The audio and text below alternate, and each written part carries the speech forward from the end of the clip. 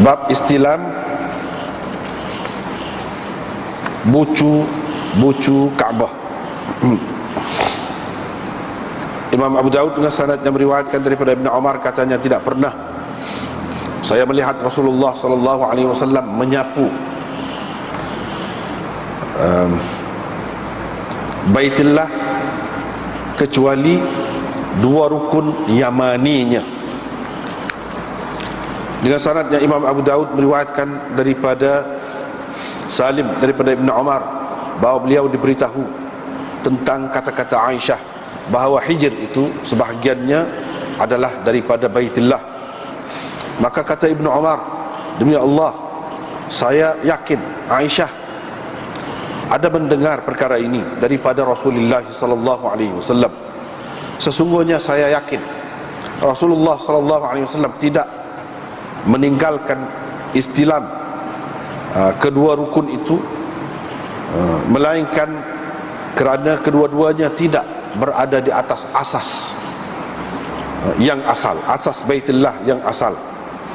Dan manusia, yakni orang ramai tidak bertawaf di dalam wara, di situ maksudnya di dalam hijr, melainkan kerana itu. Orang ramai tidak bertawaf di dalam hijr melainkan kerana itu. Dengan sebab itulah.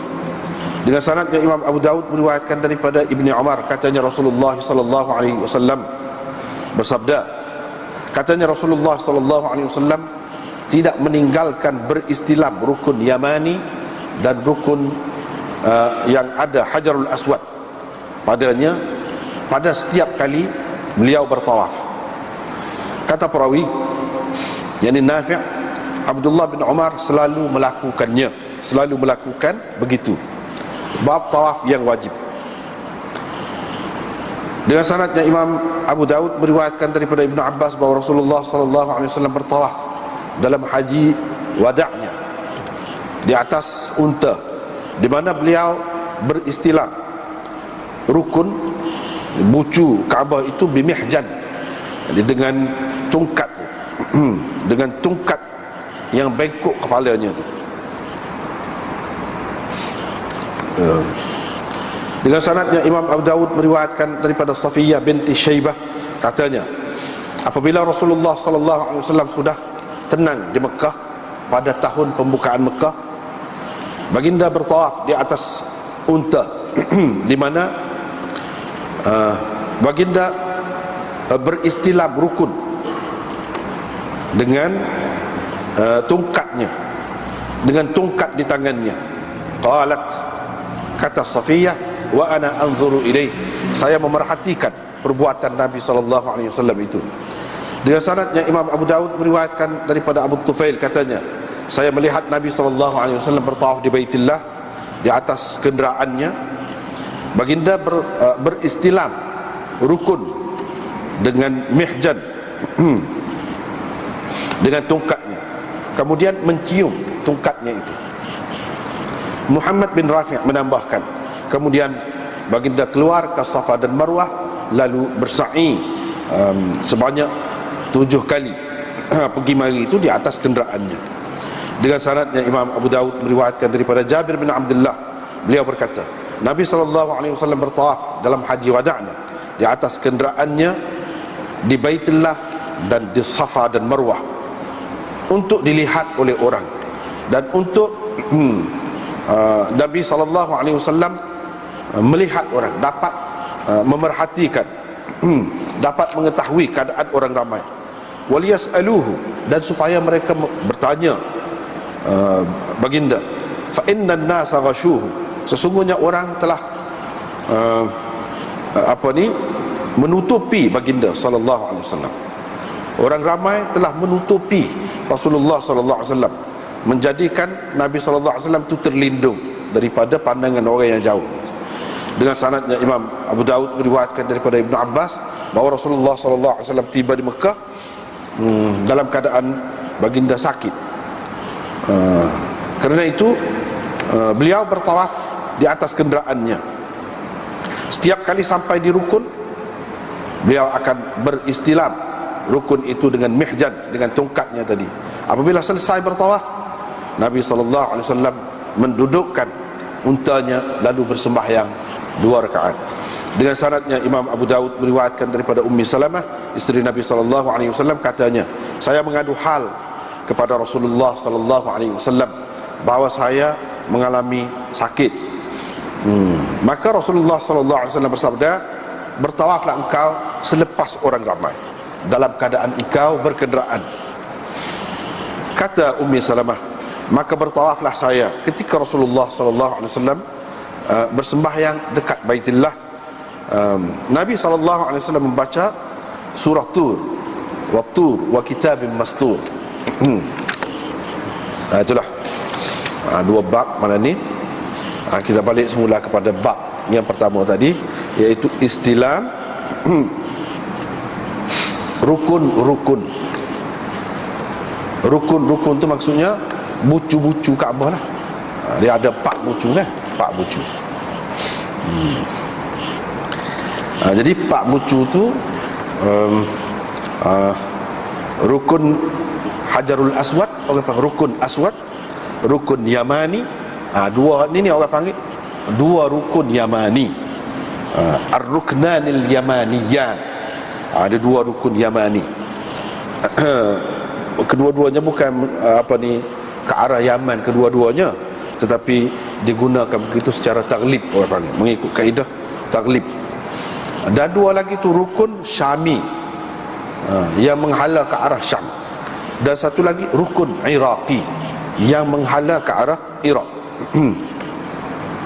Orang panggil juga 2 rukun Syami, Ar-Ruknani Syamiyat, 2 rukun Syami. Ini pun atas dasar taglib juga. Atas dasar taglib juga, kaedah taglib lah. Dia ada satu kaedah dalam bahasa Arab tu, adalah padahalnya waktu menghala ke arah Iraq, waktu menghala ke arah Syam, jadi dia menangkan Syam itu daripada Iraq. Jadi guna perkataan Syam itu untuk dibuat musanna ataupun perkataan yang menunjukkan 2-nya. Itu orang panggil taglib lah.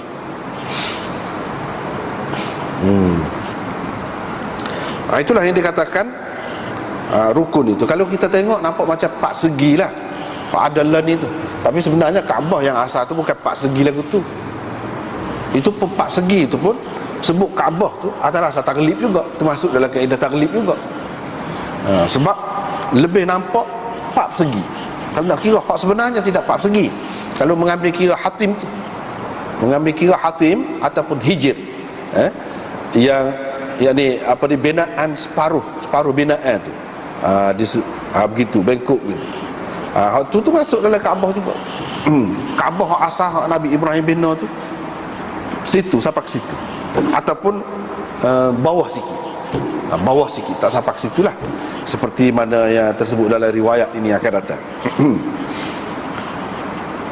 Rukun Aswad, rukun Aswad ataupun rukun yang terdapat di tepi dia, dekat dia tu Hajarul Aswad. Rukun itu elok dicium, kalau boleh lah, kalau tidak bersesak-sesak sangat. Dan diistilam. Istilam itu sentuh. Kalau tak boleh sentuh saja, sentuh buat gitu. Ataupun kalau tak boleh sentuh, daripada jauh isyarat buat gitu.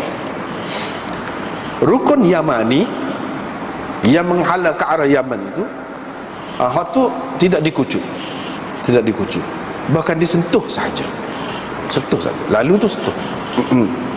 Kalau boleh lah. Kalau tidak boleh, seperti tadi istilam, iaitu isyarat saja. Adapun 2 rukun, 2 bucu lagi tu, orang panggil 2 rukun Syami. Satunya menghala ke arah Syam, satu lagi menghala ke arah Iraq itu. Hak tu tidak dikucuk dan tidak juga diistilam. Lalu saja. Lalu saja. Itulah yang mengikut sunnahnya. Sebab apa? Sebab Baitullah yang ada lan ini tidak mengikut binaan hak asal yang dibina oleh Nabi Ibrahim. Sebahagian daripadanya tak termasuk. Jadi rukun Syamiyan ini, satunya menghala ke Syam, satunya menghala ke Iraq ni, tidak di atas hak asal. Bucu dia tu tak habis lagi sebenarnya, sepatutnya pergi lagi ke depan lagi binaan tu. Jadi hak adalah ni itu adalah tengah dinding. Sekat tu berhenti sebab apa? Sebab orang kafir Quraisy pada masa bina Kaabah ni tak cukup pitih hak molek lah. Jadi dia pun ambil kira juga pitih molek, pitih tak molek ni. Dia pitih hak dia riba ke, pitih hak dia nipu orang ke, dia tak sih hak tu. Pitih hak molek lah dengan cara yang kita panggil, kalau kita learn ni kan halal lah. Halal. Zaman dia tu pun ada juga fitrah manusia ni tak suka nak buat benda molek tu dengan benda yang tidak molek. Itulah hakikatnya. Dia cerita zaman Nabi Ibrahim buat sebuah asal lah, rapak ke tanah, dan ada 2 pintu. Itu zaman Nabi Ibrahim. Lepas pada tu dibuat di zaman Nabi SAW, ketika Nabi SAW berumur 35 tahun. Dia bina semula. Ketika bina tu lah ni tidak sempurna. Lepas pada tu di zaman pemerintahan Ibnu Zubair robohkan Kaabah tu, dia buat binaan baru supaya asas, supaya Nabi Ibrahim. Jadi bukan bucu tak penuh sepuluh ni lah. Siapa ke Hatim tu, siapa ke Hatim ataupun Hijr orang panggil, siapa ke situ dibina. Lepas pada tu di zaman Hajjaj, pemerintahan Bani Umayyah dirobohkan pula Kaabah Ibnu Zubair itu balik kepada hak asal, supaya dengan orang kafir Quraisy buat Allah ni balik semula ke situ. Lepas pada tu adalah pula hak cuba nak kembalikan kepada hak asal Ibnu Zubair ke apa tu. Tetapi orang tanya Imam Malik pada ketika tu, Imam Malik kata tak sah lah. Kalau tidak nanti Masjidil Haram ni, Baitullah ni akan jadi bahan mainan pemimpin-pemimpin. Waktu naik dia akan bina cara dia, waktu naik dia akan bina cara dia. Tak salah. Sekatulah kalau Nabi boleh terima semasa dia meninggal tu, dia tak nak sebut apa-apa tentang Kaabah tu. Dalam keadaan tak cukup, dia boleh terima tu. Jadi kalau sekarang ni Kaabah ada ni dalam keadaan yang tidak sempurna tu, tapi supaya zaman dia ada, sepatutnya kita boleh terima walaupun tak ada satu. Maka khalifah pun tak jadi buat. Siapa kelan ni lah. Atas binaan tu, kalau ada roboh ke gapo ke, atas binaan tu juga dia tidak kembali seperti asal. Dah. Atas binaan tu juga. Inilah yang dimaksudkan di sini istilah al-arkan. Riwayat daripada Ibnu Umar di sini, dia kata saya tidak pernah melihat Rasulullah sallallahu alaihi wasallam menyapu, sapu itu setuh lah, Baitullah, kecuali pada dua rukun Yamaninya. Yang pertama rukun yang ada Hajarul Aswad itu, yang keduanya rukun yang menghala ke arah Yaman. Hak tu ya dia sentuh. Hak dua lagi dia tak sentuh. Dengan sebab itulah Ibnu Umar buat lagu tu juga. Hak dua lagi tu dia tak sentuh. Sebab bukan bucu sebenarnya, dan tidak disentuh oleh Nabi SAW. Tetapi di sini ada beza pendapat di antara sahabat. Ibnu Abbas serupa dengan Ibnu Umar, tetapi Sayyidina Muawiyah dia kata tak, sentuh belakang, kata dia molek sentuh belakang. Semua rukun tu, pak bucu tu sentuh. Kalau boleh sentuh. Sebab apa? Sebab kita tak say mana-mana bahagian Baitullah itu ditinggalkan, diabaikan. Bapanya kata muka Baitullah belakang, dia tak say. Dia kata laisa syai'un minal bait mahjura. Ini sepatutnya mana-mana bahagian daripada Baitullah itu tidak diabaikan. Jadi kalau hak dua bahagian itu disentuh, hak dua lagi ni pun sentuh jugalah, kata dia.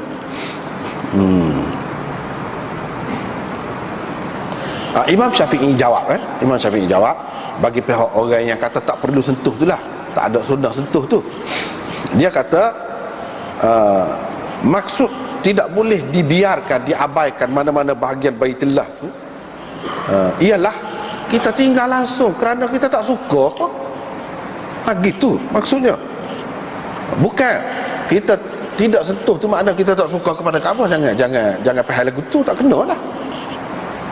Kenapa tidak sentuh tu? Sebab Nabi tak sentuh.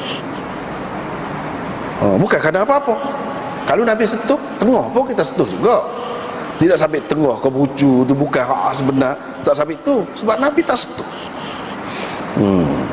Kalau nak kira begitu, kalau kita kata orang yang tak sentuh bucu Syamiyan itu, bermakna dia meninggalkan Baitullah. Apa ya orang yang tak sentuh tu, dia tawaf kan sekeliling Kaabah tu juga, belakanglah tawafnya. Bukan tawaf tu rukun Yamani dua tu saja, tawaf semua sekali kan. Mana dia tinggalnya, mana dia abaikan Kaabahnya. Ini tidak bermakna dia mengabaikan Baitullah tu.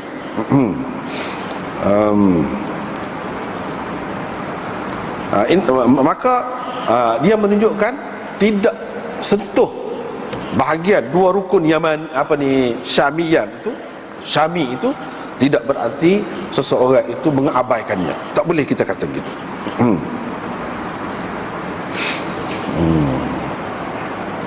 Lepas tu dalam 4 rukun ini, kalau nak kira hak mana hak paling lebih, hak paling lebih, dia mungkin ada 4 bucu tu kan.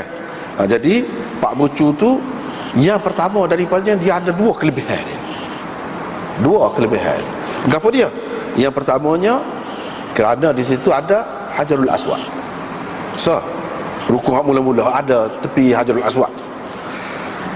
Dan ia adalah berdasarkan asas yang diletakkan oleh Nabi Ibrahim dahulu. Memang betul-betul situlah Nabi Ibrahim letak asasnya situ, bucu tu. Bucu yang kedua iaitu rukun Yamani itu. Rukun Yamani.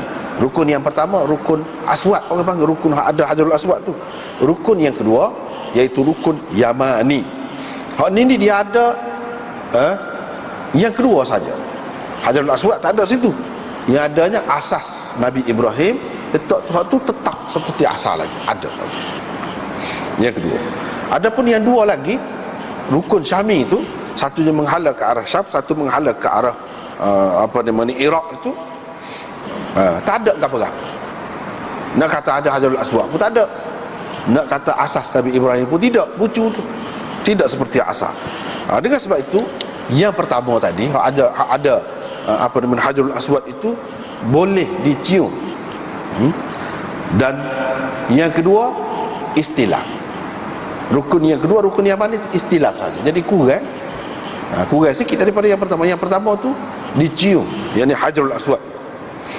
Tapi dua lagi tu hak ke arah Syam dan Iraq itu tidak boleh nak cium dan tidak boleh nak istilah, mengikut kebanyakan ulama. Walaupun seperti kata tadi sudah ada khilaf dah, di kalangan sahabat pun ada khilaf, tetapi mengikut kebanyakan ulamanya tidak.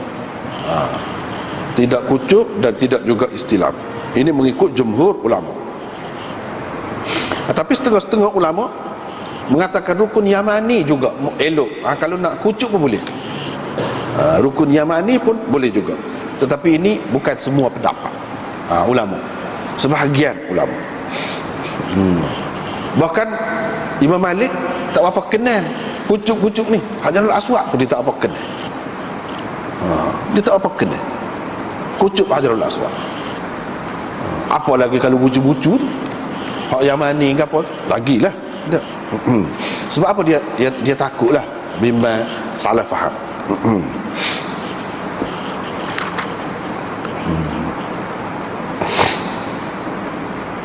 Tak apalah.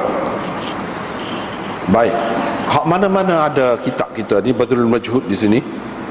Muka surat sebelah 134 dia ada sebut faidah ukhra. Satu dia muka surat 133 tadi ada faedah. Baitullah tu ada 4 bucu gini-gini seperti yang kita sebut tadi. Faedah yang keduanya, setengah-setengah ulama membuat kesimpulan daripada boleh keharusan kucuk arkan tadi, harus juga mengucuk setiap orang yang patut dihormati, orang ataupun lain-lain, orang lain boleh kucuk. Dia kata. Adapun takbil, kucuk tangan. Nanti dia kata ada dalam Kitabul Adab, dalam Abu Dawud ini. Memang waktu ada, sunnah pun ada. Boleh kucuk tangan. Tapi tak salah setiap kali jumpa kucuk tangan sama. Tak perlu lagu tu. Sahabat pun tidak buat lagu tu. Cuma ada. Dan itu termasuk dalam sunnah, boleh. Ada pun benda lain selain daripada manusia, yang dihormati, yang mulia setara mana pun, itu ada khilaf. Di sini disebut, ada dinukilkan daripada Imam Ahmad bahawa beliau ditanya tentang kucuk mimbar Nabi sallallahu alaihi wasallam.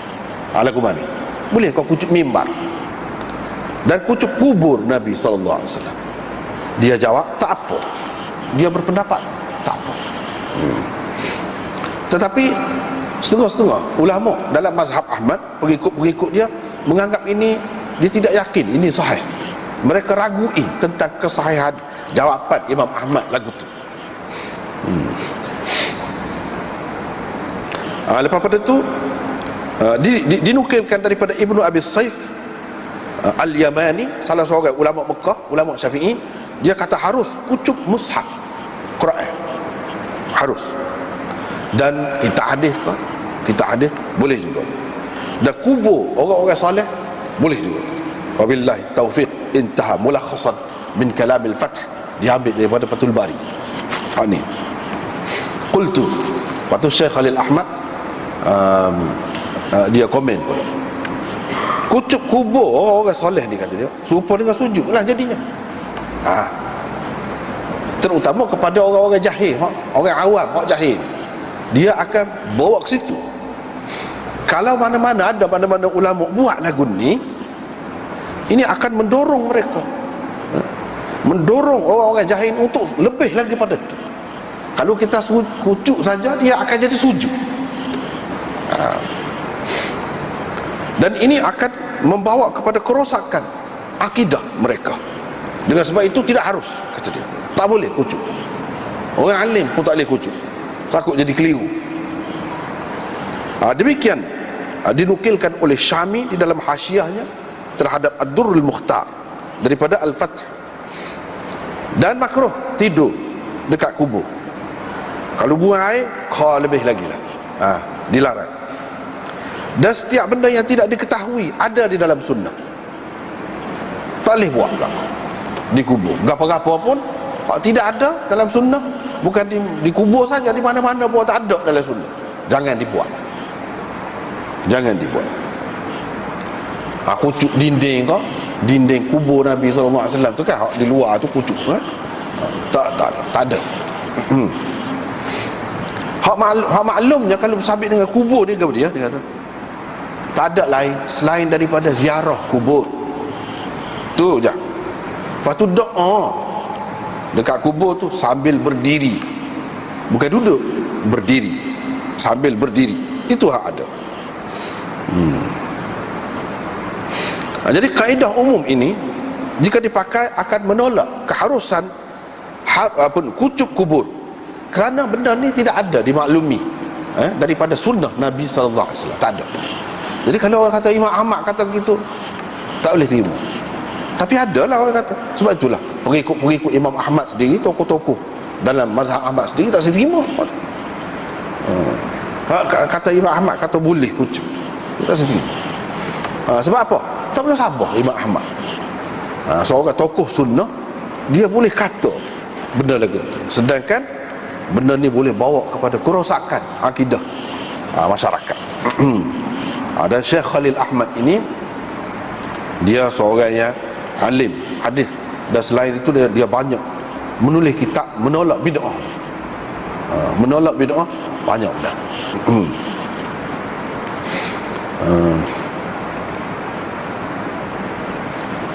Kita pakai hak dia ni molek, supaya tidak ada fitnah. Kadang-kadang orang jadi telajak. Ziarah kubur kalau tidak duduk, dia kata tidak hormat. Sebenarnya tidak ada sunnah. Ada sunnah lagu ni. Ni ya, pergi ziarah, doa sampai berdiri. Hak tu hak maklum.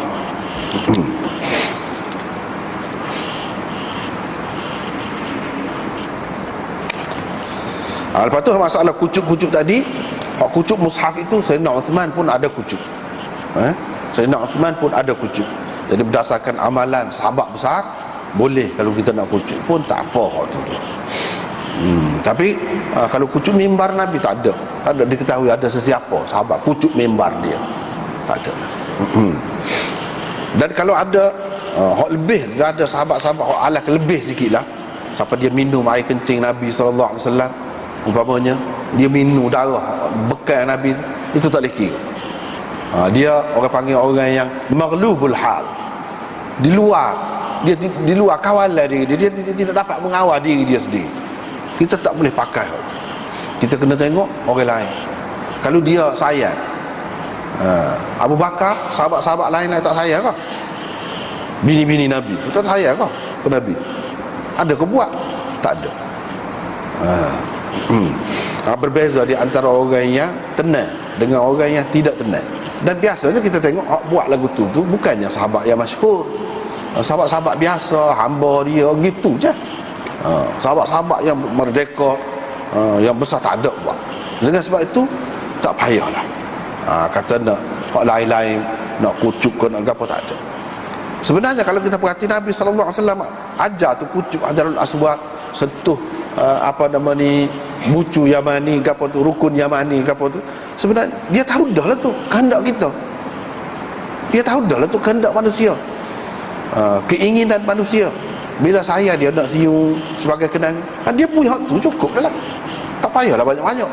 Kalau nak kira lagu tu kat Madinah tu banyak benar lah Nabi jalan. Terak semacam kita tak. Mana tahu takut situ Nabi kucuk, Nabi bekah dia berjalan tak. Situ pula bekah dia berjalan tak.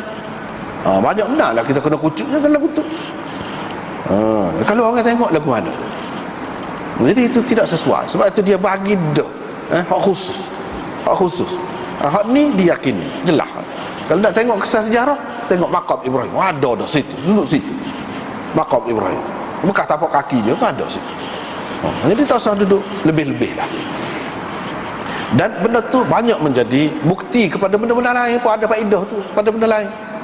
Kita kata apa ya, batu tu kita kata Maqam Ibrahim tu, apa dia bekas tapak kaki dia tu, cara mana Nabi Ibrahim ni kaki besi ke? Jadi nak ke bekas gitu semua batu tu, lekuk gitu semua batu. Kalau kita boleh jadi orang miskin tu.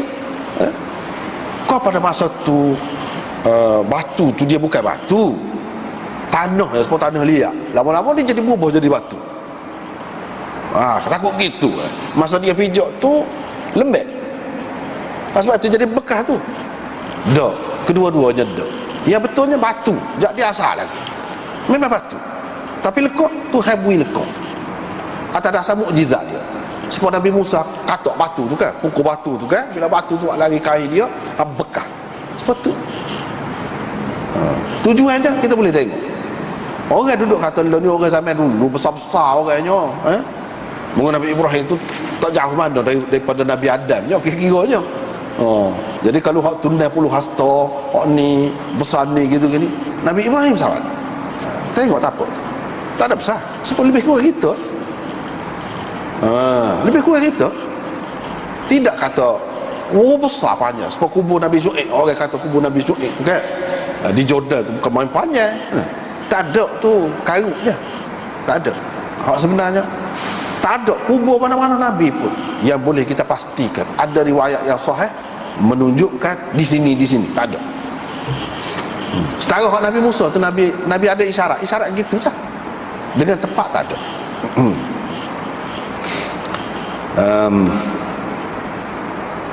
Itulah bendanya.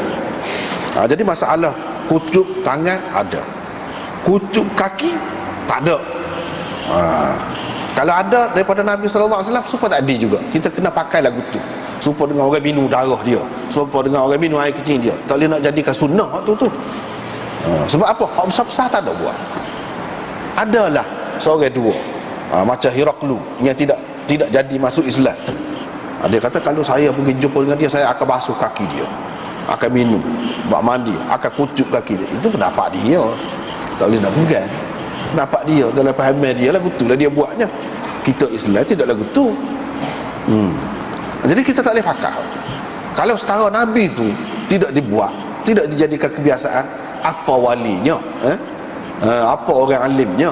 Nak kucuk kaki tu, nak basuh kaki dia, nak minum. Jadi bodoh tak ada pasal. Baik tak usah buat kerja lagu tu lah. Tapi ada juga angin ke arah tu ada juga. Ada arah. Dia tak faham. Kadang-kadang manusia dia tak faham, dia menuju ke arah kebodohan. Dia tidak sedar. Membodohkan diri sendiri. Dia tak sedar. Dia nak mana?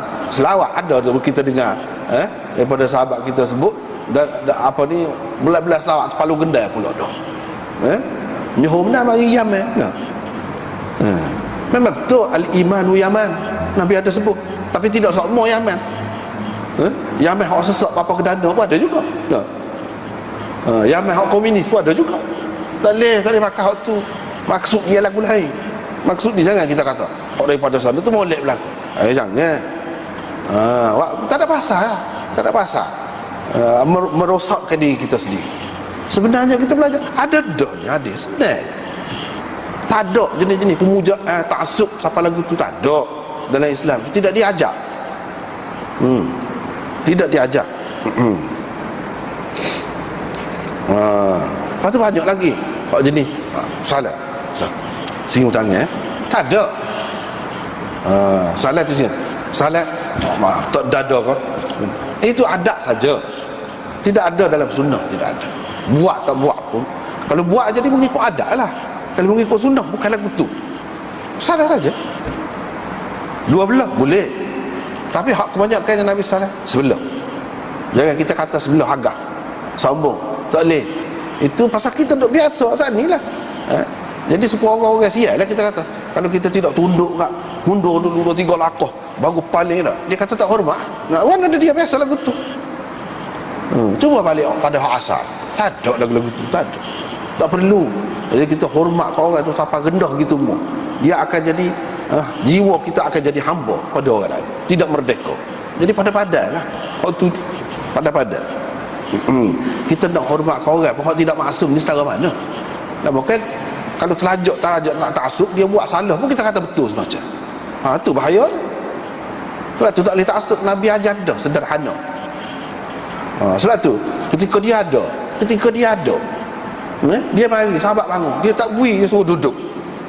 La taqumu kama taqumul a'ajim. Jangan duduk diri serupa dengan orang-orang ajam. Orang-orang ajam memang lagu tu lah. Kalau orang besar dia mari, bangun saja. Dia tak bui. Faham apa pula kita zaman sekarang ni selawat kat bangun pula. Dia tak ada, tak mari pun, tak tahu. Cuma dalam ni dia ada akidah pula. Nabi mari. Bila dia mari, waktu kita bangun. Masalahnya ketika Nabi hidup dulu pun dia tak ui bangun. Dia tak ui bangun. Lagu mana dia mati? Kena ada dalil yang terat yang Nabi mari. Kalau setiap selawat tu Nabi mari. Setiap selawat tu kena bangun. Banyak benar kena bangun. Tengah sembahyang tu dalam tahiyat tu kena bangun juga kau. Tengah ada selawat situ kan. Banyak benar lah kena bangun. Jadi benda lagu tu bukan kata tak boleh fikir orang. Pas ketika tu Nabi mari, apa tak bangun? Dah selawat. Setiap selawat tu Nabi mari. Tidak lagu tu, tak kena tu. Sebab itulah kita kena merujuk kepada ulama-ulama lagu ni. Dia royak kedudukan yang sebenarnya. Tapi kadang-kadang orang tidak lagu tu. Itulah. Dia nak jadi dia jadi meruk, jadi tak guna fikiran, hilang kewarasan. Dia nak lagu tu. Tu lemah kita. Dia nak. Kita nak ke arah kewarasan, bukan ke arah tidak waras. Tak apalah. Kita tengok pula riwayat yang kedua, riwayat daripada Ibnu Umar.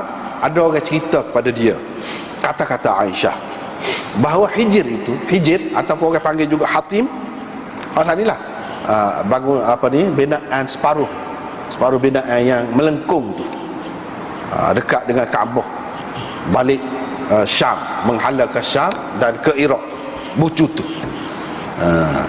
Hijr orang panggil.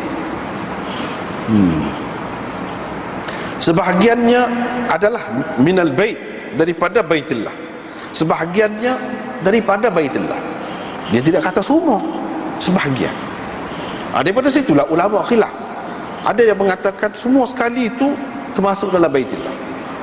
Ada yang mengatakan tidak, 6 hasta daripada bucu Kaabah sebelah Syam, sebelah Iraq tadi sampai ke situ, 6 hasta. Itu saja hak masuk dalam Kaabah. Hak lepas pada tu tak. Bahkan ada yang kata kurang lagi daripada itu, 4 hasta sahaja. Jadi inilah maksud Aisyah, hijir itu sebahagiannya minal bait, daripada Baitullah, sebahagiannya termasuk dalam Baitullah. Jadi bila dia masuk dalam Baitullah, itu benda yang kita kena tahu. Banyak perkara faedahnya kalau kita tahu ilmu. Dia kalau nak tawaf tak boleh ikut dalam, ikut celah. Dia ada ruang itu, boleh masuk situ. Jadi kalau kita masuk ke celah tu tidak sah tawaf. Sebab apa? Waktu tu dalam Kaabah. Tawaf ni mengelilingi Kaabah. Mengelilingi Kaabah ni kena keluar daripada hijir tadi. Kena luar daripada hijir. So, benda yang kita kena faham. Yang kedua, kalau kita tak boleh masuk dalam Kaabah, orang pergi buat kerja haji kan, payah nak boleh masuk dalam Kaabah. Ada ketika-ketika dia buka, kalau buka pun orang ramah saja. Situ pun sudah memadai dalam hijir tadi. Kalau kita boleh sembahyang situ, bermakna kita sembahyang dalam Kaabah dah lah. Kita sembahyang dalam Kaabah dah. Jadi kita duduk situ, kita tidak menghadap kepada Kaabah, kita menghadap kepada binaan, separuh binaan yang melengkung tu. Oh, boleh juga. Sebab dia dalam Kaabah lagi. Kita boleh menghadap ke tu pun. Kita nak menghadap ke Kaabah, boleh juga. Boleh berlaku. Nak menghadap ke tu pun boleh, nak menghadap ke tu pun boleh. Nak menghadap ke hijir, yang ni membelakangi binaan Kaabah yang sempurna tu lah, tak apa juga. Tak apa. Kalau masuk dalam Baitullah, buka pintu, dia buka pintu kan, kita menghadap ke pintu, kira-kiranya tak ada dalam dinding Kaabah tu, tak apa juga, boleh. Tidak kata kena ada dinding dia baru sah sembahyang. Tak ada pintu.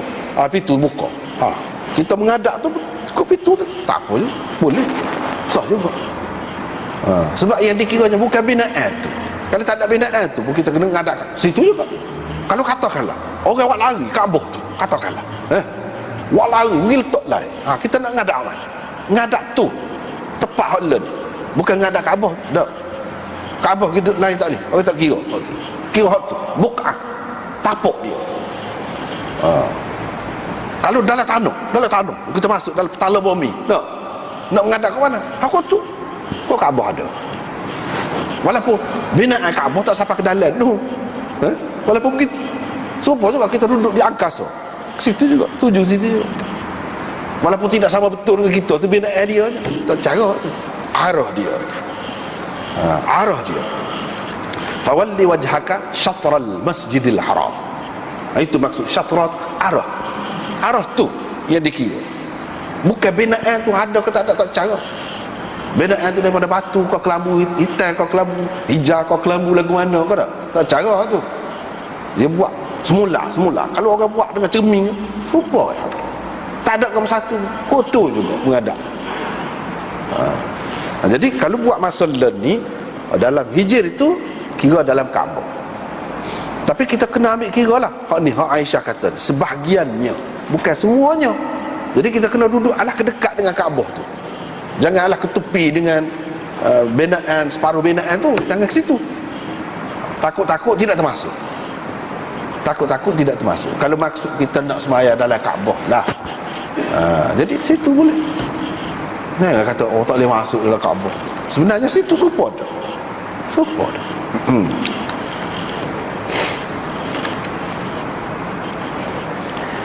Itu sebahagiannya minal Baitullah. Ibnu Umar berkata, demi Allah, sesungguhnya saya yakin Aisyah, dia tentu ada dengar Nabi SAW kata lagu tu, yang dia kata sebahagian daripada hijir itu adalah Baitullah, bukan semua. Yang dia kata gitu mesti dia ada dengar Rasulullah SAW. Lepas tu dia pun fikir, sebab tu pun kata dia, saya yakin apa ya Rasulullah sallallahu alaihi wasallam yang tidak sentuh bucu ada hatim saat ni, ada hijir saat ni. Sebab itulah, sebab bukan di atas binaan yang asal. Sebab itulah Nabi tak sentuh. Lepas tu, sebab itulah juga orang tidak pergi tawaf kok jelah tu hatim tu, sebab dia dalam Kaabah.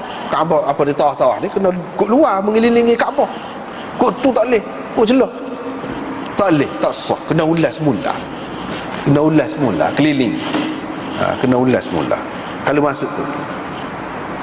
Main orang ramai-ramai kan, ramai orang ni sesak-sesak ketika ramai lah.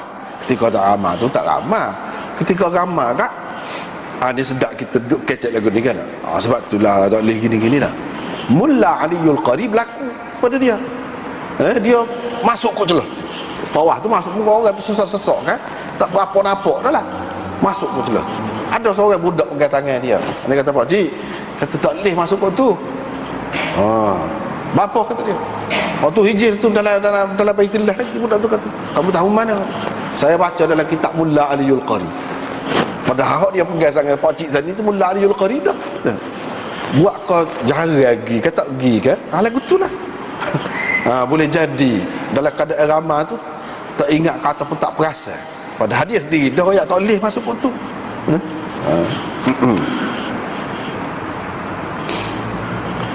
Mestilah dia dengar Rasulullah sallallahu alaihi wasallam kata lagu tu. Ini menunjukkan sahabat, sama-sama sahabat ni dia percaya satu sama lain. Ibnu Umar dia tak tahu, tapi bila dia orang royak Aisyah kata begitu, ni orang rapat dengan Rasulullah sallallahu alaihi wasallam, tentulah dia tahu. Takkanlah dia nak kata saja gitu. Dia nak kata saja gitu, tentu sekali tidak. Yang dia kata begitu tu dia tahu daripada Nabi sallallahu alaihi wasallam. Daripada sinilah ulama-ulama pakat, ulama-ulama pakat mursal sahabi gapo tu boleh pakai, boleh buat hujah. Misalnya di sini Aisyah dia tak ada apa nama ni, tak ada, tak tahu gapo banyak perkara cerita dia tak tahu tu. Tetapi sahabat-sahabat boleh terima walaupun dia tidak tahu, dia tidak royak, Nabi royak ke dia tidak royak. Boleh jadi dia dengar daripada orang lain pun, sahabat juga, tapi tak apa, boleh diterima riwayat awak lagu ni, boleh diterima. Walaupun kita kata dari satu segi mursal, dari satu segi berhenti benda ni, kata begini ni berhenti pada Aisyah, orang panggil mauquf, hadis mauquf. Tapi mauquf awak lagu ni orang panggil mauquf fi hukmil marfu', mauquf tapi dikira serupa hak Nabi kata dah. Sebab sahabat tak akan kata benda-benda hak kait dengan agama ni sewenang-wenang, mengikut nafsu dia. Ada, mesti dia tahu daripada Nabi sallallahu alaihi wasallam benda-benda lagu ni, baru dia kata. Dengan sebab itu hak mauquf tidak semesti mauquf ni mana kurang, tak mesti. Supaya juga mursal tidak semestinya kurang. Mursal tidak semesti tidak sahih. Kalau mursal sahabi sahih, tengoklah sanad bawah lagi tu. Kalau semata-mata mursal sahabi saja, kita tak boleh kata tidak sahih, kurang kau daripada orang lain. Support. Sebab riwayat Ibnu Abbas tu kebanyakannya hak mursal. Dia tidak dengar sendiri daripada Nabi sallallahu alaihi wasallam, tapi orang pakar serupa tulah dia nilai dia serupa dengan orang hak sahabat hak dengar sendiri daripada Nabi sallallahu alaihi wasallam. Itu menunjukkan kedudukan sahabat ni bagi kita ahli sunnah wal jamaah sangat besar. Kepercayaan kepada kita tu sangat besar.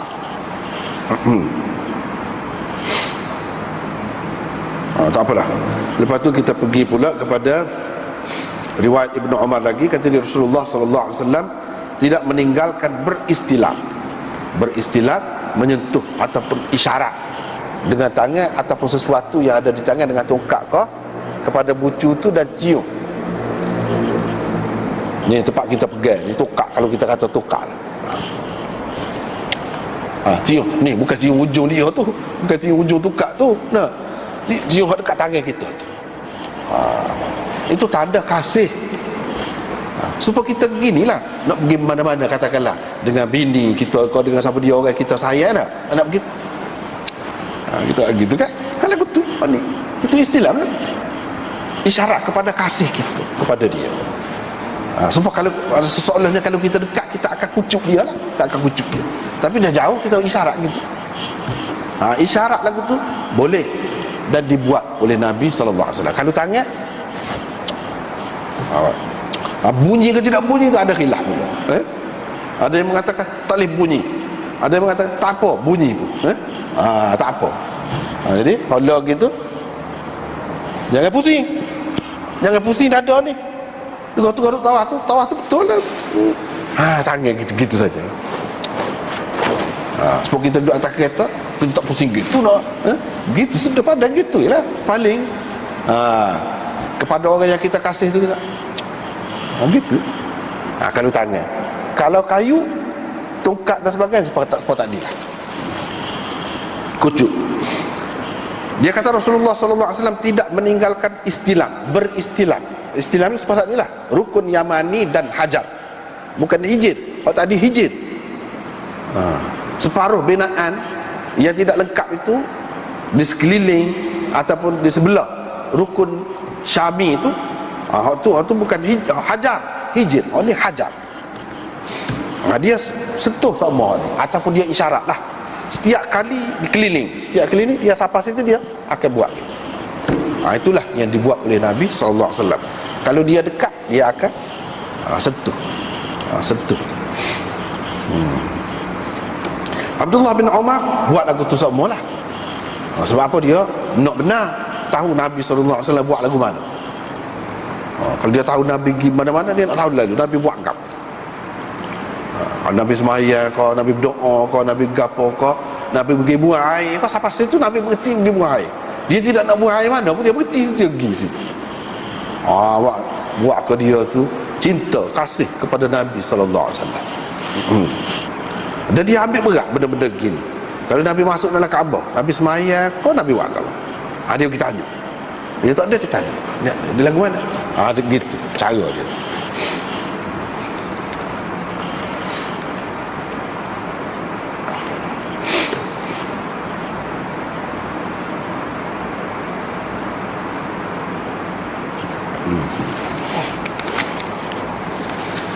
Bab tawaf al-wajib. Habislah situ tentang istilam, tentang istilam, sentuh. Jadi tak sentuh tak tu kalulah. Gapo-gapo tepak kau gapo kau.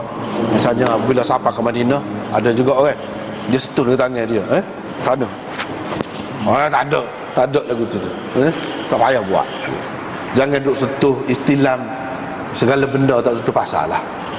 Hukum istilam ni setara Kaabah tu tidak istilam, dua bucu lagi. Pasal apa? Pasal diketahui Nabi tidak istilam di situ. Menunjukkan benda-benda lagu ni kita kena betul-betul ikut Nabi, tak sudut mana-mana lah. Tak sudut mana-mana. Ada juga orang dia pergi sampai tanah Madinah tu jamu. Ada 12 tangan. Tak atas kepala. Ada juga. Tak perlu buat lagi tu.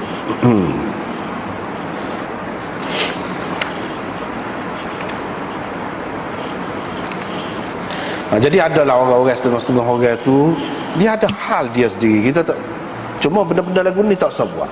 Tapi kalau ada misalnya kita kata tu, kita kata Imam Malik tu, dia duduk di Madinah, dia jalan kaki ayam, dia tak makan lipas tu, buat apa? Nak kira.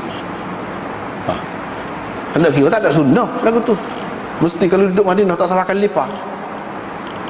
Apa dia tak makan lipas tu? Itu hal dia. Dia tidak suruh orang lain. Dia tak suruh. Pasal apa? Dia berasa perasaan dia. Orang yang ada perasaan tu, kita tak boleh nak kata apa lagi dia. Dia berasa kalau dia pijak dengan selipar Nabi duduk bawah tanah, dia berasa macam dia menghina ataupun suatu penghinaan. Dia tidak menghormati. Dia perasaan dia. Dia tidak suruh orang lain. Nak ayatnya dia begitu jaga Nabi SAW. Siapa setara tu, padahal tak ada sunnah pun. So kata kalau masuk masjid ke kawasan tu ke, tak usah pakai selipar, tak usah pakai kasut. Tak ada. Sahabat-sahabat lain, imam-imam lain pakai belakang dia. Dia tak buat lagu tu pun, dia tak pakai pun, dia tak suruh orang sekali dia. Tapi orang tahu hal lagu tu kita tak boleh kira, tak boleh buat hukum waktu tu. Kita tu perasaan kita setara dia ke? Kepada Nabi nya. Kalau setara dia banyak benar jaga. tak cara pun. Jadi tak salah, tak payah. Dia jadi dengan sendiri waktu tu. Dia jadi dengan sendiri. Jadi kita nak ngada-ngada tak payah, tak perlu. Bab tawaf wajib. Tawaf wajib ataupun tawaf fardu. Maksud di sini ialah tawaf ziarah. Jadi bolehkah dengan berkenderaan atau tidak? Bertawaf tu dengan kenderaan, boleh ke tidak? Kenderaan tu binatang ke ataupun bukan binatang ke? Boleh ke tidak? Itu maksud tajuk ni. Lepas tu Imam Abu Daud meriwayatkan daripada Ibnu Abbas bahawa Rasulullah sallallahu alaihi wasallam bertawaf dalam haji wada. Wida orang kata juga, tak apa, boleh berlaku. Haji wada di atas unta. Dia naik unta dan dia beristilam rukun. Yang dibucu tu maksud dia istilam bucu tu hak tadilah, dua tadi. Bukan hak dua lagi tu. Dengan mihjan, tongkat dia hola, tongkat isyarat. Lepas tu dia cucuk. Gitu ya dia buat. Dan Nabi SAW naik unta, menunjukkan boleh lah naik unta. Tapi boleh tu setara mana? Khusus untuk dia kau tidak khusus untuk dia.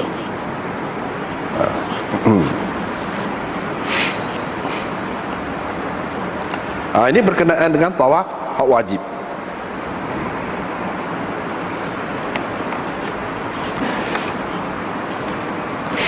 Dan apabila seseorang itu beristilam, dia ucuk tangan dia.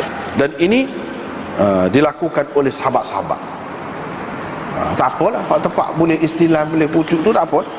Misalnya di sini dalam kitab dia sebut riwayat Sa'id bin Mas'ud daripada Tariq Atha, dia kata saya melihat Abah Sa'id, Abu Hurairah, Ibnu Umar, Jabir, bila mereka beristilam hajar, istilam batu Hajarul Aswad, mereka istilah tu ada isyarat gitu, dia setuh ke atau tidak setuh ke, dia akan qabbalu aydiyahum, kucuk tangan. Kucuk tangan. Qabbala maksudnya kucuk dengan mulut, bukan hidung, ni. Gitu. Dengan sebab itulah jumhur ulama mengatakan sunnah, termasuk dalam sunnah iaitu istilam rukun dan kucuk tangan. Itu jumhur ulama terima gitu.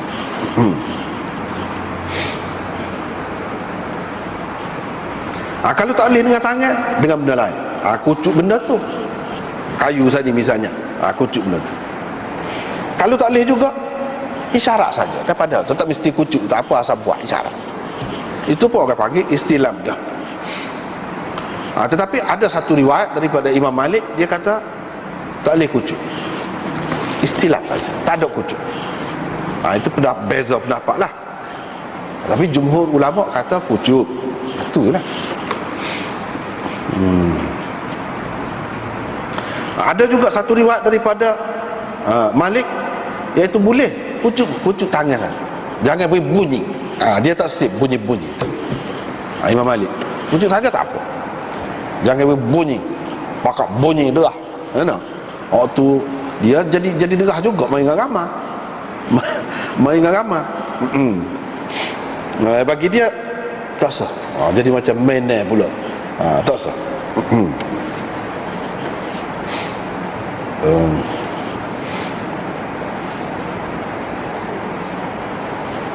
Tak apalah. Lepas tu Nabi SAW naik kenderaan dia ketika bertawaf ini. Bapanya? Apa sebabnya? Ada beberapa riwayat. Kalau kita tengok di sini, dalam bab ni dia ada asalnya ni hadis riwayat Ahmad bin Hanbal. Imam Abu Daud ambil daripada Ahmad bin Hanbal. Nabi SAW naik unta tu buat apa? Supaya dilihat oleh orang. Itu maksud, dilihat oleh orang. Kalau kita tengok riwayat Yazid bin Abi Ziyad pula, dia kata Nabi sakit. Nabi sakit. Di sini dua disebutkan dalam riwayat yang kita baca saat ni, ada dua sebab. Riwayat yang kata sakit tu sebenarnya riwayat tidak sahih. Nabi naik kenderaan tu dia dengan sebab sakit. Walaupun tidak ini sebabnya, tapi kalau orang lain sakit tak apa, boleh. Nabi tu sendiri tu sebab dia naik kenderaan tu dengan sebab sakit, tu tak boleh terima. Sebab apa? Riwayat tu tidak sahih. Kalau orang lain sakit dia naik kenderaan, boleh atau boleh, semua kata boleh. Tapi tidak nyambit dengan Nabi lah, jangan dikaitkan dengan Nabi. Riwayat Ibnu Abbas, iaitu Yazid bin Abi Ziyad, itu kerana sakit. Riwayat yang kedua tadi ada, dan dalam kitab-kitab lain pun ada juga, iaitu Nabi SAW buat gitu nak suruh orang tengok. Sebab apa? Sebab ramai sangat orang menutupi dia. Kalau dia tidak naik kenderaan, jadi hak jauh-jauh tu tak nampak. Pasal hak dekat sekeliling dia tu ramai sangat, duduk kerumung dia tu. Dengan sebab itu dia naik kenderaan. Maksud dia nak suruh orang nampak dia, dan dia juga nampak orang. Dia nampak. Dan supaya senang orang boleh tanya dia. Itu maksudnya.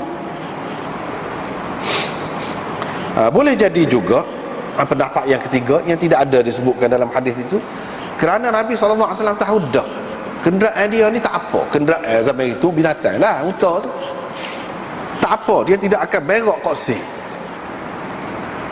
dia tidak akan kencing koksih, sebab dia tahu dah unta dia tu jenis molek lah, rak molek. Ataupun kalau unta biasa pun, memang Nabi SAW tahu dah untuk dia pada kali itu sebagai suatu keistimewaan. Unta dia tidak akan berok, tidak akan kencing koksih, sebagai memuliakan dia. Allah SWT buat gitu. Itu yang ketiga. Yang keempatnya, buat-buat Malik dan Ahmad dalam mazhab dia, dia kata sebab tak apa kalau dia kecil pun, kalau dia berok pun tak apa. Sebab apa? Kan unta tu binatang yang boleh dimakan, halal. Binatang yang halal dimakan, najis dia tu kita panggil najis, air kencing dia kau, tahik dia kau, tidak najis. Dia Nabi SAW nak ayat tu kata, nak ayat hukum. Dia buat ikut. Tak apalah, masing-masing pendapat lah. Jadi orang lain tak terima lah orang kata najis tu. Orang kata najis tak sebab bukan sebab tu, kata dia. Dengan sebab nak memuliakan Nabi, ya kita boleh terima. Dengan sebab dia nak tunjuk kepada orang lain, biar orang lain nampak, tu benar sabar. Bukan dengan sebab dia nak raya air kecil unta dia tu tak najis, ataupun tahik dia tu tidak najis. Tak. Patut kalau ia pula gitu, dia mah senang hati kau. Kalau pakak berok, pakak kecil, unta lagi, kuda lagi, hema lagi dah. Pakak berok dalam masjid tu. Pahala ke mana jadi kalau le? Dengan sebab itu tak pernah sabar. Kalau Nabi SAW nak ayat, ini najis dia ni tidak najis, air kencing dia, tahik dia ni tidak najis, tak pernah sabar. Sebab apa? Kalau itulah maksudnya, ramai lah orang akan buat. Bila ramai akan buat, dia akan jadi laguan. Melambat, cemat, bau busuk masjid tu. Pasal dia nak je basuhnya. Satu kerja pula dah basuh tahik, basuh air kecil. Tak pernah sabar. Kalau pernah sabarnya, Nabi SAW nak suruh orang tengok. Bila tengok, dia kata dah, kan dia kata, khudhu anni manasikakum, kamu ambillah daripada aku cara ibadat haji dan umrah kamu. Ambil tengok aku buat lagu mana, aku buat lagu tu. Supaya dengan dia kata berkenaan dengan ibadat, sallu kama ra'aitumuni usalli, kamu sembahyang supaya kamu tengok aku sembahyang lagu mana, lagu tu. Haji pun dia ada sebut, bukan kerana sakit, tak, tidak kerana sakit dia naik unta tu. Sebab tidak diketahui dalam mana-mana hadis pun Nabi sakit pada ketika itu. Tak, dia tak sakit. Jadi yang tinggalnya apa dia? Dua saja, untuk memuliakan Nabi SAW. Dan ini termasuk dalam khususiyah Nabi SAW. Tetapi kepada orang lain, kalau ada sebab, ada keuzuran, tak apa, boleh tawaf. Lepas tu kalau tawaf dengan benda lain, naik kapal terbang, kalau kita kata tak, kapal terbang tu derah benar dah, sah. Walaupun derah naik benda lain, kalau kita kata ada kenderaan jenis demolek dah, zaman dah ni tahu takut orang buat boleh terbang mesti tak jadi sah. Tetapi kena ada sebab. Kalau tidak, dengan berjalan hak itulah yang paling afdal. Hak tu yang paling afdal.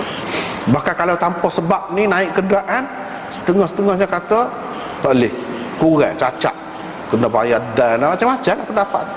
Jadi hak tak ada khilafnya, iaitu berjalan. Hak Nabi SAW ni kita tak boleh buat contoh, tak boleh buat contoh. Hak ni setengah-setengah ulama kata apa ni, termasuk dalam yang khusus dengan Nabi SAW. Kalau orang yang mampu berjalan, dia tidak berjalan, naik kenderaan, dia banyak perkara lah, macam-macam pendapat, kot tu kot ni.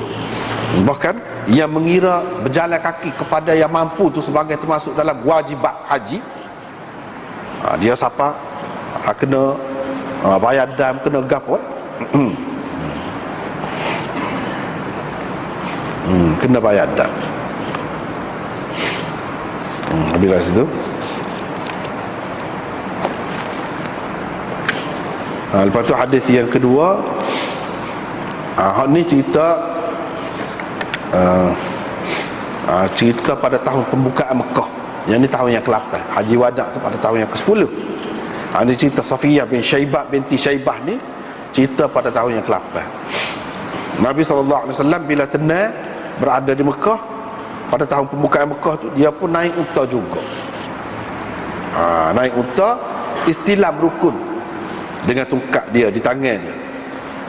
Safiyah bin Syaibah kata, saya duk tengok lah Nabi SAW buat lagu tu. Saya duk tengok, saya duk tengok dia buat lagu tu.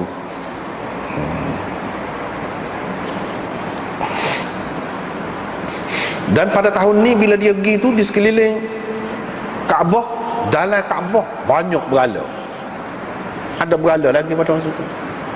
Sebab tu orang Islam ni, dia menghadap kepada Baitullah gapo tu bukan kerana Baitullah binaan bangunan tu. Binaan tu siapa, kalau nak kira lah, manusia mengotorkannya sampai ke peringkat tu, ada berapa? 360 berhala. 360 berhala dalam Kaabah. Nabi SAW cocok jatuh belakang, jatuh dengan sahabat-sahabat dia pada ketika itu. Sebab itulah dia perintah haji ni kemudian lagi. Tahun yang ke-9 Nabi tak pergi lagi. Tahun yang ke-8 dia menguasai Mekah dah, dia tak buat lagi haji. Tahun yang ke-9 tak buat lagi. Tahun yang ke-10 bila betul-betul bersih, bila betul-betul bersih, barulah dia pergi buat haji pada tahun yang ke-10. Tahun yang ke-9 istihad, orang lain pergi, Sayyidina Abu Bakar apa pergi, Sayyidina Ali pergi istihad. Lepas pada ni tak boleh dah, orang kafir tak boleh mari buat haji, tak boleh. Telanjang tawaf tak boleh. Lepas pada tahun situ istihad. Tahun yang ke-10 tu bersih belakang, dah tak ada gapo. Barulah Nabi SAW pergi. Ketika ni pada tahun yang ke-8 ni dia pergi, Nabi SAW masuk dalam tu, masuk dalam Kaabah. Dia masuk, dia cocok. Lepas tu dia semaya, menunjukkan kalau dalam Kaabah tu semula ada orang berhala. Kita nak ngadak kot tu kan juga, kot tu juga tidak sampai Kaabah tu bina ada. Sebab Nabi SAW pada ketika tu ada lagi berhala, dia semaya dah dalam. Setengah ulama kata dah, dia tidak semaya dalam tu. Pada Haji Wada dia semaya dalam Kaabah. Tak betul. Sebab sebenarnya pada tahun yang ke-8 dia masuk dalam Kaabah tu, dah semaya dalam Kaabah. Mengikut riwayat bila kata dia tengok Nabi semaya 2 rakaat, tu tahun yang ke-8, bukan tahun yang ke-10. Tahun yang ke-10 Haji Wada Nabi tak masuk ke dalam Kaabah. Tu cerita nak isyarat kepada kita bahawa tak masuk dalam Kaabah tu sempurna juga haji, tidak kata jadi kurang. Tak. Dia masuk dalam Kaabah, salah satu maksudnya nak buang benda-benda hak cemas, hak kotor. Sahabat-sahabat cuci Baitullah. Padahalnya itu lambang tauhid. Nabi Ibrahim letak untuk tauhid, tapi siapa rosak, siapa begitu sekali. Di zaman Nabi sallallahu alaihi wasallam, Nabi sallallahu alaihi wasallam kembalikan seperti asal Nabi Ibrahim itu, iaitu lambang tauhid, lambang perpaduan, lambang kesatuan umat Islam. Jadilah balik seperti asal. Sampai Nabi sallallahu alaihi wasallam cocok jolok tu, ja'al haqq wa zahaqal batil innal batila kana zahuqa. Dia baca tu ayat tu. Dia baca tu. Ja'al haqq wa ma yubdi'ul batilu wa ma yu'id. Tu antara yang dia baca juga. Jadi macam-macam lah, ada hak tinggi ke apa kan. Macam-macam lah buat, semuanya dibersihkan. Kaabah tu bahagian dalam. Alik luar pun macam-macam juga ada. Gambar Nabi Ibrahim, patung Nabi Ibrahim pun ada juga. Dengan Nabi Ismail ada dalam tu. Duduk pegang anak panah. Duduk pegang anak panah. Nabi SAW buat belakang semua. Pada kali inilah. Pada kali inilah. Lepas tu riwayat daripada Harun bin Abdullah dan Muhammad bin Rafi', riwayat daripada Ma'ruf bin Kharrabuz. Nabi SAW, dia kata, Abu Tufail kata, saya lihat Nabi SAW bertawaf di Baitullah di atas kenderaannya. Dia istilah berukun dengan tongkat dia, lepas tu dia kucuk. Tapi riwayat ini tidak sahih, sebab adanya Ma'ruf saja. Ma'ruf bin Kharrabuz itu perawi yang dhaif, perawi yang dhaif. Lepas tu tak ada lah benar. Ada, cuma tak sarakah riwayat ni lah. Riwayat lain yang sahih ada. Hal ni. Lepas tu riwayat daripada Jabir, Nabi SAW bertawaf dalam haji wada di atas kenderaannya juga. Jadi pada tahun pembukaan Mekah tahun yang ke-8 pun atas kenderaan juga. Pada tahun yang ke-10 dalam haji wadaknya di atas kenderaan juga.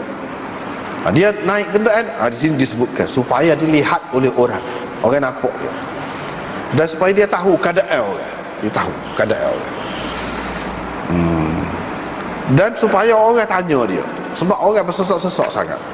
Nabi SAW tak say, dalam riwayat yang lain disebut tak say orang dipukul kerana nak sampai kepadanya, ataupun dialihkan orang tu, ditolak mana-mana orang kerana nak sampai kepada dia, tak say. Sebab itu dia naik unta dia. Dia tak say yudraban nas anhu atau yusrafan nas anhu, dia tak say. Jadi oleh kerana kalau Nabi tidak naik unta, orang nak sampai dekat dia tu akan bertolak-tolak. Ni tolak ni, ni tolak ni, ataupun ni pukul ni, pukul ni, tak sih. Dia naik atas unta tu jadi nampak belakang, tak ada lah, tak perlu bertolak-tolak lah. Itu ceritanya ni, sebab dia naik kenderaan itu. Sebab dia naik kenderaan itu sebabnya. Lepas tu riwayat daripada Ibnu Abbas, Rasulullah SAW tiba di Mekah dalam keadaan sakit ni. Hak ni hak sebut sakit ni kan. Hak ni riwayat tidak sahih juga. Jadi tak dipakai. Sebab apa? Dalam sanad dia tu pun ada perawi tu, Yazid bin Abi Ziyad, perawi yang dhaif, tak boleh pakai. Sebab itulah Imam Syafi'i bantah dalam kitab ni pun ada sebut ni. Wa qad ankarahu Syafi'i. Ni. Hak tambah sakit tu. Nabi pergi ke Mekah, lepas tu dia dengan tawaf, dengan naik kenderaan dia, hak tu betul, hak tu tak apa, cuma dia sakit tu. Hak tu ni ada dalam riwayat yang dhaif ni. Kalau riwayat yang dhaif ni, dia mestilah ada benda ni, mesti ada benda hak pelik daripada hak lain. Misalnya sini ada sebut sakit tu. Imam Syafi'i kata bantah hak ni. Dia kata la a'lamuhu ishtaka fi tilkal hajjah. Saya tak tahu, kata dia, berdasarkan dalil lah, tak tahu Nabi ada sakit pada ketika dia pergi buat haji wadak tu, tak tahu, tak ada dalil. Jadi kita tak boleh pakai lah. Yang ada lagu ni dalam riwayat supaya inilah yang lemah, iaitu riwayat Yazid bin Abi Ziyad, tak boleh pakai. Dan akhir sekali riwayat daripada Ummi Salamah, dia mengadu hal dia sakit. Dia sakit, bukan Nabi sakit, dia, bini dia, ataupun dia letih, tak cekak nak berjalan lagu mana. Ni alasan kepada orang yang uzur, dia boleh naik kenderaan dia untuk tawaf Baitullah, boleh. Ini alasannya. Jadi alasan Nabi tu sendiri sakit, Itu alasan tak boleh. Sebab itu dalil tak kuat, dhaif. Kalau hak ni boleh, hak ni boleh. Isteri dia pun Nabi SAW kata, kamu bertawaf selepas orang lah, biar orang lain selesai belakang, orang duduk semaya subuh, masa subuh. Bini dia pun keluar, mari bertawaf. Dia duduk dengar Nabi SAW semaya, baca wattur wa kitabim mastur. Ini menunjukkan ketika semaya orang lain nak tawaf tak apa, dia tidak pergi semaya sekali pun tak apa. Tidak kata tak boleh nak tawaf ketika orang semaya. Tak, sah tawaf tu, dan boleh, terutama kepada yang uzur. Kepada yang uzur lagilah boleh. Dan di sini menunjukkan apa nama kedudukan maqam Ibrahim itu sepertinya ada sekarang. Nabi SAW jadi tu imam, dia duduk di situ. Di sini dia sebut yusalli ila jambil bait. Yusalli ila jambil bait, dia bersembahyang dekat Baitullah. Dekat ni bukan makna dekat benar, sehingga rapat dengan pintu tu. Dalam hadis ada disebut Kaabah tu semua adalah kiblat. Kiblat kepada Kaabah semua tu. Itu dia. Dengan sebab itu imam molek duduk situ. Dan maqam Ibrahim pun ke arah tu lah, situ juga. Biasanya Nabi SAW dia sembahyang duduk dekat maqam Ibrahim, belakang dia tu. Itulah sesuai dengan ayat wattakhidhu min maqami Ibrahim musalla. Itu ayat. Tuhan suruh start situ sembahyang. Apa tujuannya? Supaya tidak terganggu orang-orang nak tawaf. Sebab di atas daripada tu orang panggil mataf, kawasan tawaf. Kawasan tawaf. Kalau sembahyang dekat dengan Kaabah sangat, berjumpa orang ramai ni, orang nak tawaf lagu mana? Jadi kalau macam bini dia saat ni, Ummu Salamah saat ni, tawaf dengan unta dia, masuk celah-celah orang sembahyang tu kau. Celah-celah, takkan lagu tu. Ini menunjukkan dia bersemayam ni, Nabi SAW bersemayam ni di belakang daripada maqam Ibrahim, start situ. Jadi orang lain pun kena duduk belakang daripada tu lagi lah. Tak boleh lah duduk depan daripada imam. Dah imam duduk situ. Bermakna hak atas pada tu dekat dengan Kaabah tu orang panggil mataf, tempat tawaf. Tempat tawaf tu tidak terganggu, walaupun pada waktu semaya pun orang boleh tawaf. Orang boleh tawaf. Tapi berbeza kalau kita kata maqam Ibrahim tu duduk dekat benar dengan Kaabah. Dia tidak faham tu. Baru ni kita sebut dah. Dia tidak faham. Orang Syiah dia kata apa dia? Ni jahat Sayyidina Umar dia. Hak sebenarnya maqam Ibrahim tu duduk rapat dengan Baitullah. Dia halih pergi letak jauh gitu. Sepuluh ni. Padahalnya Nabi sendiri buat lagu tu, tak ada nyamik dengan Sayyidina Umar. Cuma Sayyidina Umar buat lagu tu pasal di zaman dia tu berlaku banjir besar. Banjir tu bokeh, batu tak dia pergi jauh tu pergi dekat bahagian bawah Mekah. Lalu dia ambil buat sementara letak dekat Kaabah sementara. Lepas tu setelah bincang-bincang pasti tempat dia alih tempat dia hak sebenar. Di zaman Nabi situ dah sepuluh ni, cuma oleh kerana berlaku banjir. Lepas tu zaman Sayyidina Umar tu barulah dia buat konkrit. Banjir pun tak lari dah. Situ cerita. Buat konkrit tu iyalah zaman dia lah. Tapi tempat tu situ dah. Kalau kita kata maqam Ibrahim tu tepi dengan Kaabah betul, lagu mana Tuhan kata wattakhidhu min maqami Ibrahim musalla? Kalau semaya situ, lepas tu bini dia nak tawaf ke mana? Pergi ke mana? Dah dekat nah. Tak masuk akal, tak pernah sabar. Dengan sebab itu maqam Ibrahim tu kedudukannya subhanallah ni dah betul dah lagu tu zaman Nabi Ibrahim lagi lagu tu. Sampai ke zaman Nabi kita, sampai ke zaman Sayyidina Umar, di celah-celah tu pun berapa kali dah lari batu tu pergi ke lain. Ambil pula wagi. Bila wagi tu ikat di kelabu Kaabah, ikat di kelabu Kaabah. Orang-orang yang tidak faham, tak tahu, dia pergi tengok, dia kata duduk situ. Sebenarnya hak tu untuk sementara, bukan hak asal, kedudukan asal. Hak kedudukan asalnya tempat ni kedudukan asal. Barulah betul, barulah jadi tidak jadi bercelaru. Kalau tidak jadi orang duduk semaya tu, orang duduk tawaf lagi haru biru jadinya. Untuk celah-celah orang duduk semaya sah. Lagu mana? Ada kau berlaku lagu tu? Dengan sebab kebijaksanaan Sayyidina Umar dan hak Nabi SAW buat gitu dah, dia letak, tak ada lah berlaku benda yang tidak molek. Tapi kalau pakai hak saat ni teruk jadi. Sama ada tak boleh tawaf dah lah ketika orang duduk semaya. Atau boleh juga tawaf kok celah-celah orang duduk semaya sah. Ada kau patut lagu tu? Tak pernah sabar berlaku. Sedangkan kita tengok sini, bini dia duduk tawaf, Nabi duduk sembahyang, menunjukkan tawaf tidak terhalal walaupun orang duduk sembahyang, boleh. Tapi kalau duduk dekat akan jadi lagu lain. Itulah benda yang kita kena faham berkenaan dengan maqam Ibrahim ke apa. Setengah-setengah tu orang dia tidak tahu benda-benda lagu ni lah. Lepas tu buih telan, dua buih telan, lama-lamanya bengong dah lama-lama. Nah, Mak Ziah dia duduk kata Sayyidina Umar ni jahat, so dia kata dua, tiga buih, lama-lama jadi pening. Hak tu jadi Ziah pasal tak ngaji. Dengar satu pihak, alik ni tak dengar lagi.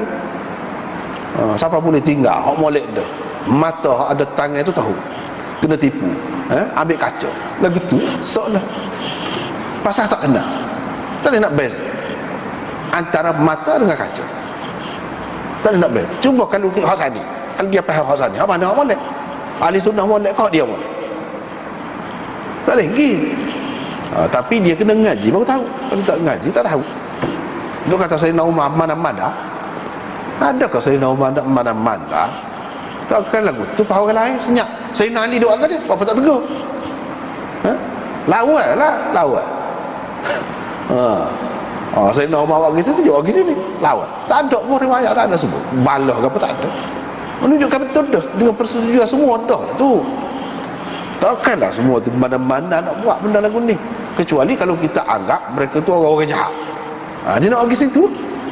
Dia nak pergi situ. Memang jahat pun kata dia. Habis dia kata jahat dia betul. Kita tak boleh terima. Hak ni hak betul. Ni hak betul. Jelas nampak. Kemudian babul ittiba' fi tawaf. Sekarang tu dulu. Wallahu a'lam.